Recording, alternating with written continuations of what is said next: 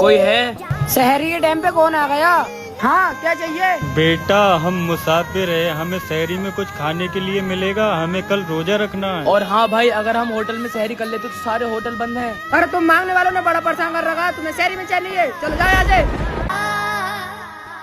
भाई मुझे भी शहरी खाना है, कल मैं भी रोजा रखूंगा। छोटू तुम रोजा मत रखो, कल को हमारे पास अफ्तारी में खाने के लिए कोई भी इंतजाम नहीं है। नहीं भाई, मैं तो रोजा रखूंगा, अल्लाह हमारी अफ्तारी का इंतजाम खुद ही कर देगा। है कोई अल्लाह का नेक बंदा जो इस गरीब को शहरी करा दे? अरे हाँ चाचा, आ जाओ।